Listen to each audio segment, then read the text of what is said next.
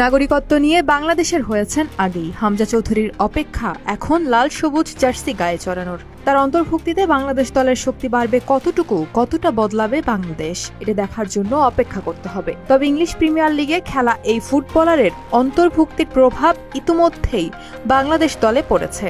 দক্ষিণ এশিয়ার সবচেয়ে দামি দল হয়ে গেছে বাংলাদেশ। এশিয়া কাপ বাছাই পর্বে আগামী 25শে মার্চ ভারতের মুখোমুখি হবে বাংলাদেশ। এই ম্যাচ দিয়ে বাংলাদেশ দলে অভিষেক হবে হামজার। ম্যাচটি খেলতে সোমবার দেশে এসেছেন শেফিল্ড ইউনাইটেডের এই ডিফেন্সিভ মিডফিল্ডার।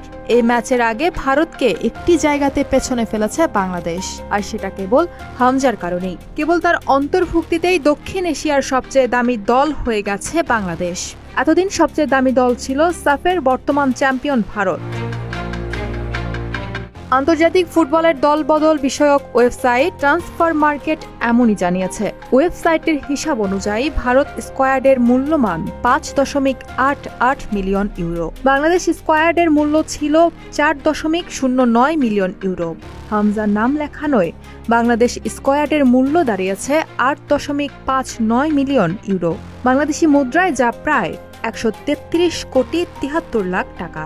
হামজার একার বাজার দরই 4.50 মিলিয়ন ইউরো। এ কারণেই বাংলাদেশ স্কোয়াডের মূল্য দ্বিগুণের বেশি বেড়েছে। পুরো এশিয়ার হিসেবে অবশ্য বাংলাদেশ বেশ পিছিয়ে। এশিয়াতে দামি দলের তালিকায় 19তম স্থানে তারা। ট্রান্সফার মার্কেটের এএফসি র্যাঙ্কিং অনুযায়ী এশিয়ায় সবচেয়ে দামি দল জাপান। তাদের স্কোয়াডের মূল্য 306 মিলিয়ন ইউরো। 134.10 মিলিয়ন ইউরোর স্কোয়াড নিয়ে 2 নম্বরে দক্ষিণ কোরিয়া। 3 নম্বরে উজবেকিস্তান, তাদের স্কোয়াডের মূল্য 47 মিলিয়ন ইউরো। 46.30 মিলিয়ন ইউরোর স্কোয়াড নিয়ে ইরান 4 এবং 5 থাকা সংযুক্ত আরব আমিরাতের স্কোয়াডের মূল্য 44.35 মিলিয়ন ইউরো।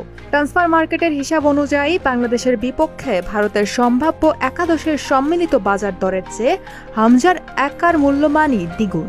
ভারতের সম্ভাব্য একাদশের মূল্য 2.85 মিলিয়ন ইউরো, যেখানে হামজার বাজার দর 4.5 মিলিয়ন ইউরো। 2019 সালের 12 সেপ্টেম্বর দল বদলের হিসেবে হামজার সর্বোচ্চ মূল্য ওঠে 10 মিলিয়ন ইউরো।